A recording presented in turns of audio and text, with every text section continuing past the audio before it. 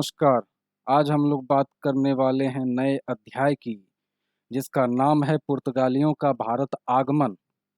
लेकिन उससे पहले यह समझना जरूरी हो जाता है कि किन परिस्थितियों में पुर्तगाली भारत आए, किन परिस्थितियों ने उनको इधर आने के लिए मजबूर किया। उन सभी बातों पर एक-एक करके आज हम लोग प्रकाश डालेंगे। इस अध्याय को शुरू करने से पहले सबसे पहले हमें यह समझना चाहिए कि भारत के तटीय भागों का विभाजन किस प्रकार किया गया है। भारत के पश्चिमी तट को 3 भागों में पश्चिमी समुद्र तटीय भाग को 3 भागों में बाँटा जाता है। पहला कोंकण तट, दूसरा केनरा तट और तीसरा मालाबार तट। कोंकण तट गुजरात से लेकर गोवा तक, केनरा तट गोवा से कर्नाटक के मंगलूर तक का तटीय भाग शामिल करता है और मालाबार तट कर्नाटक के मंगलूर से तमिलनाडु के कन्याकुमारी तक के तटीय भाग को शामिल करता है। उसी प्रकार पूर्वी भाग का जब हम लोग विभाजन करते हैं तो कोरोमंडल तट कन्याकुमारी से लेकर कृष्णा डेल्टा तक के तटीय क्षेत्र को शामिल करता है। गोदावरी उसके बाद गोलकुंडा तट आता है, जो कृष्णा डेल्टा से गोदावरी डेल्टा तक का क्षेत्र को समाहित करता है। और उसके बाद उत्तरी सरकार तट का क्षेत्र। आप कहेंगे कि भारत के तटीय भागों के विभाजन की यहाँ पर आवश्यकता क्यों पड़ी?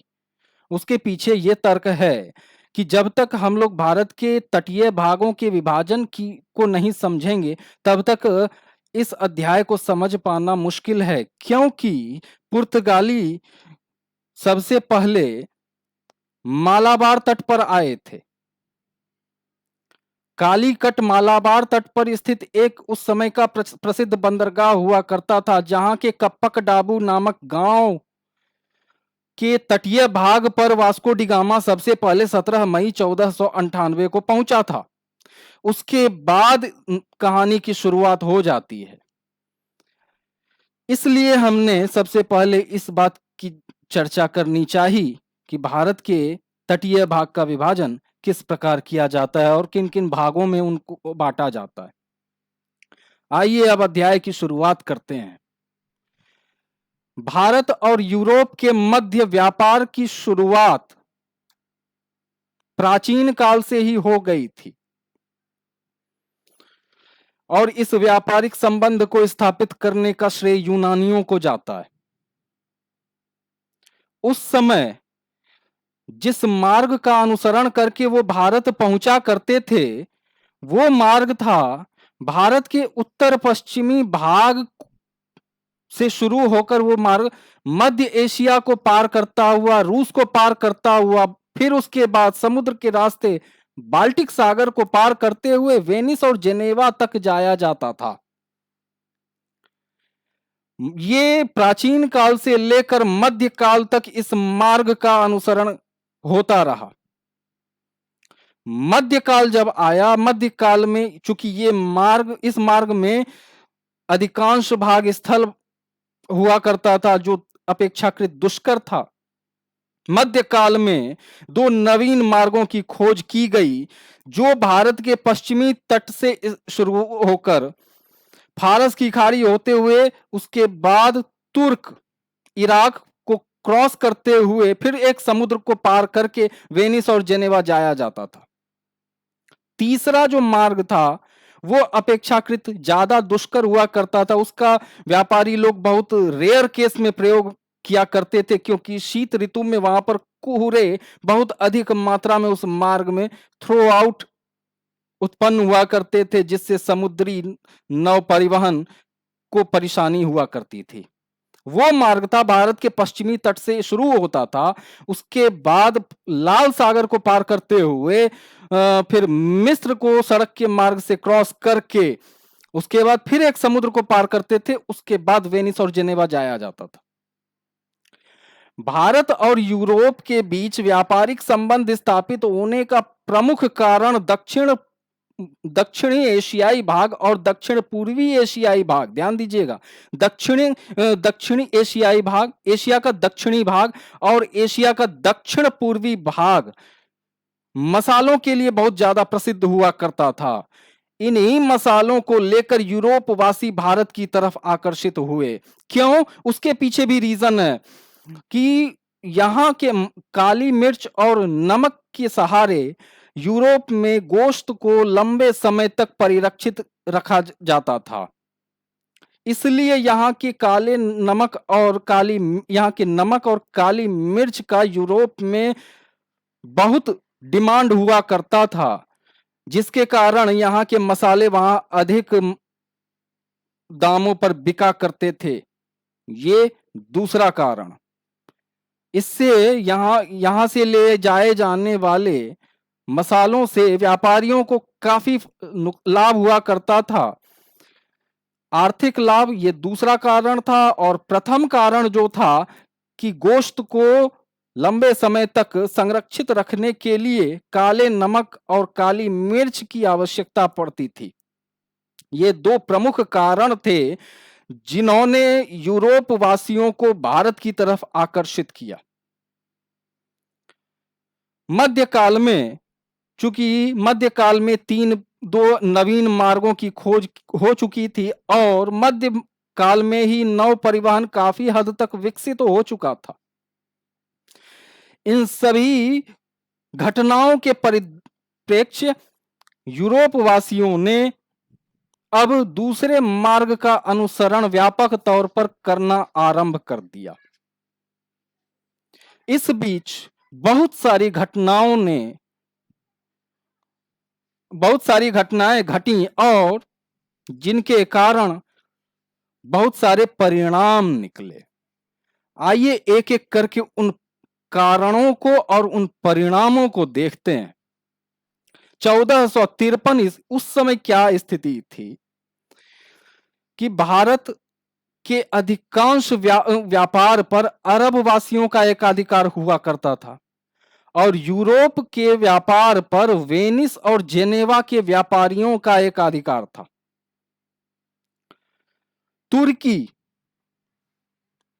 तुर्की अपने क्षेत्र में सीमित थे। समय ने करवट ली और 1453, ध्यान दीजिएगा, 1453 ईस्वी में तुर्कों ने मिस्र पर अधिकार कर लिया।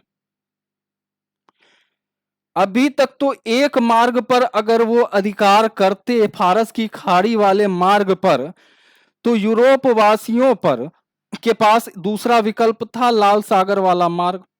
भले वो दुष्कर था लेकिन विकल्प तो था। इसलिए उस समय 1453 से पहले तुर्कवासी यूरोप वासियों को प्रतिबंधित नहीं कर सकते थे, क्योंकि वो जानते थे कि अगर हम इस मार्ग पर प्रतिबंध लगाएंगे, फारस की खाड़ी वाले मार्ग पर, तो यूरोपवासी दूसरे मार्ग का अनुसरण करने लग जाएंगे। 1453 ईस्वी में मिस्र पर तुर्कों ने इसलिए अधिकार कर लिया। अब देखिए, यूरोप से भारत आने के 3 मार्ग, एक भारत के उत्तर पश्चिमी भाग से शुरू होकर मध्य एशिया को पार करते हुए बाल्टिक सागर को पार करते हुए वेनिस और जेनेवा तक जाता था। मध्यकाल में 2 नवीन मार्गों की खोज हुई, एक फारस की खाड़ी वाला मार्ग, एक लाल सागर वाला मार्ग। फारस की खाड़ी वाला मार्ग तुर्क से होकर गुजरता था। 1453 ईस्वी में मिस्र पर तुर्कों ने अधिकार कर लिया।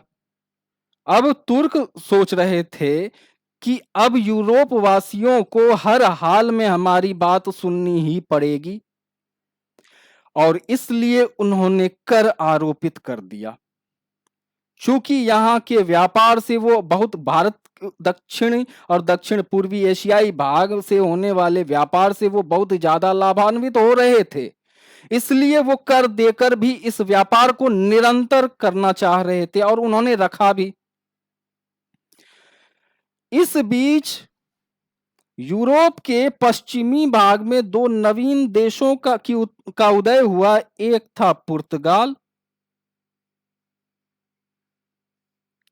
दूसरा था स्पेन।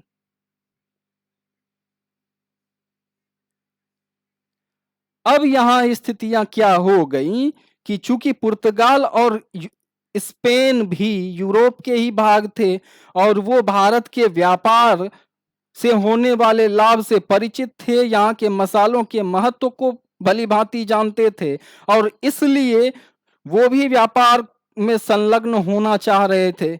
लेकिन यहाँ पर दो कारण थे जिन्होंने उनको इस व्यापार में शामिल होने से रोका। पहला, वेनिस और जेनेवा के व्यापारी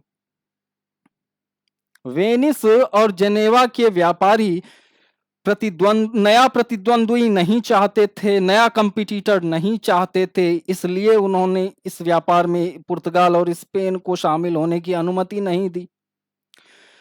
दूसरी बात, अपने यूरोप में वेनिस और जेनेवा के व्यापारियों का एकाधिकार था, वो एकाधिकार छोड़ना नहीं चाहते थे, ये दूसरी बात। तीसरी बात कि पहले 1453 ईस्वी से पहले, मान लेते हैं एक प्रैक्टिकल एग्जांपल के तौर पर इसको समझने का हम लोग प्रयास करते हैं कि 1453 ईस्वी से मान लेते हैं कि पहले इनको लाभ हुआ करता था 100 रुपए का। 1453 ईस्वी में तुर्कों ने 20 रुपए कर आरोपित कर दिए, तो इनका लाभ 80 होने लगा। लाभ में जरूर कमी आई, लेकिन लाभ अच्छा खासा हो ही रहा था। अब अगर स्पेन या पुर्तगाल को यह अनुमति देते तो संभव था कि 20 रुपए का व्यापार वो कर लेते, जिससे इनको नुकसान होने वाला था। इस भय से अब 60 रुपए का ही मान लेते हैं इनको लाभ होता, कहां 100 और 80 और कहां 60।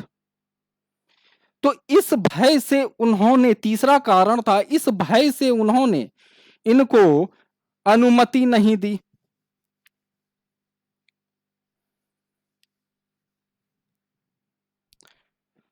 चूंकि पुर्तगाली भी इस व्यापार से होने वाले लाभ और भारतीय मसालों के महत्व को जानते थे, इसलिए उन्होंने वो ऐसे नवीन मार्ग की खोज में जुट गए जो इन तीनों मार्गों से अलग होता।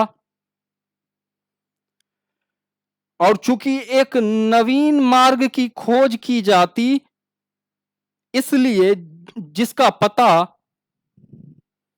वेनिस, जेनेवा या अरब वासियों को नहीं चलता।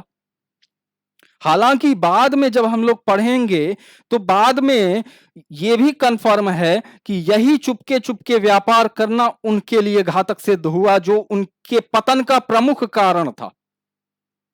फिलहाल इस दिशा में उन्होंने प्रयास करना आरंभ कर दिया। तीसरा सबसे प्रमुख कारण था एशिया की तरफ पुर्तगालियों के आगमन का, वो था कि अरबों की जनसंख्या, मुसलमानों की जनसंख्या कहीं ना कहीं बढ़ती जा रही थी।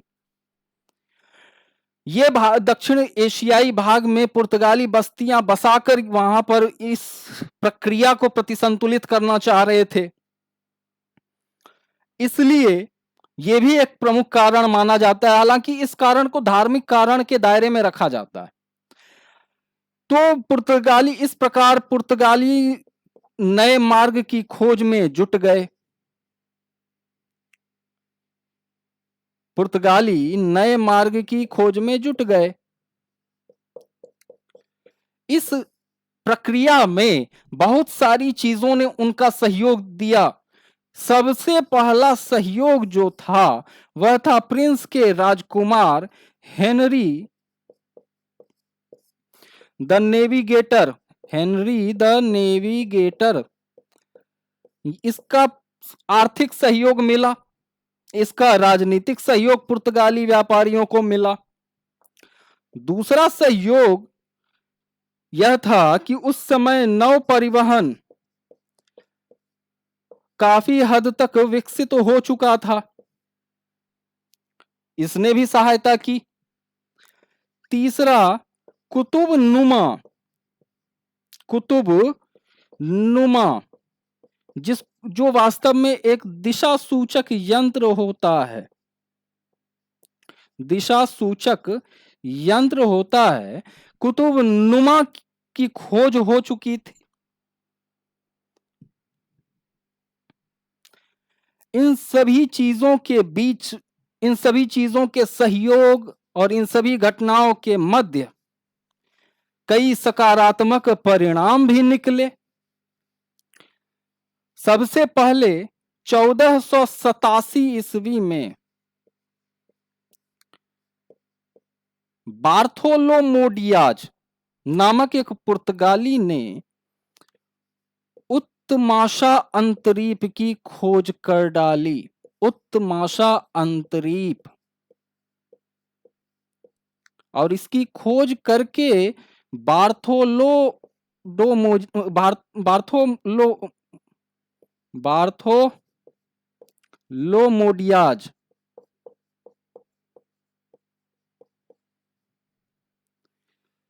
इस अंतरीप को तूफानी अंतरीप नाम दिया।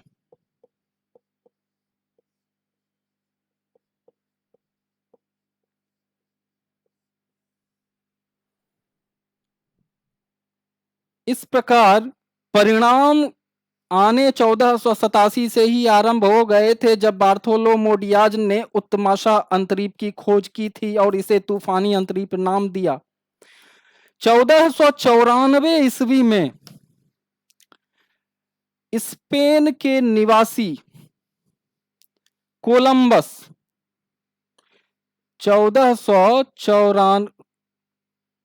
1494 में स्पेन के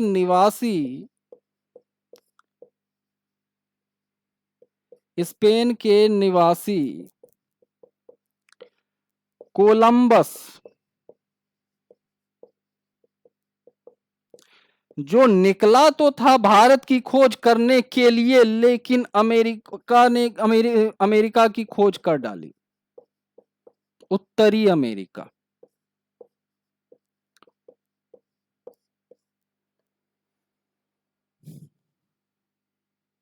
चूंकि उसके बाद तीसरा प्रयास, पहले प्रयास में उत्तमाशा अंतरीप की खोज हुई, दूसरे प्रयास में उत्तरी अमेरिका की खोज की हुई, और तीसरे प्रयास में 17 मई 1498 का दिन, यह भारत के इतिहास का सबसे महत्वपूर्ण दिन माना जाता है। 1487 ईस्वी में जिस बार्थोलोमोडियाज ने जिस उत्तमाशा अंतरीप की खोज की थी,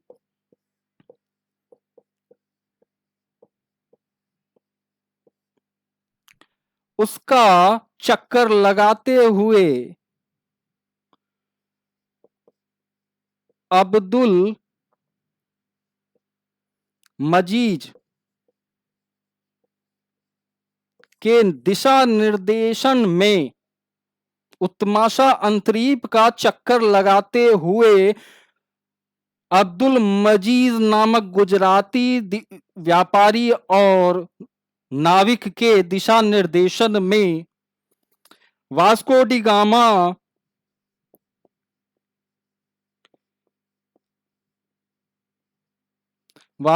गामा 17 मई 1498 को कालीकट के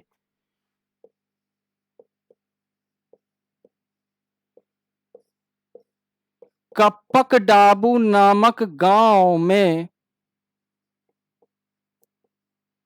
पहुंचा। इस प्रकार पुर्तगाली भारत पहुंचने में सफल रहे।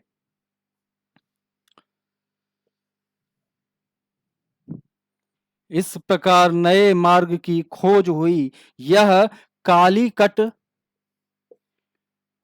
मालाबार तट पर स्थित था।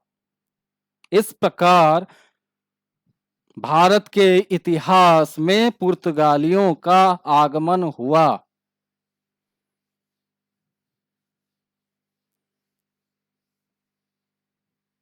इसलिए 17 मई 1498 का दिन भारत के इतिहास में एक महत्वपूर्ण स्थान रखता है।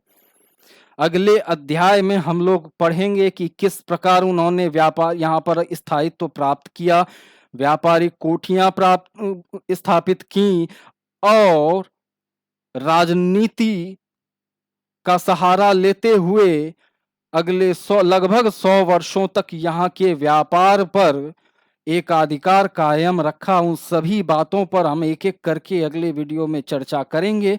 तब तक के लिए जय हिंद।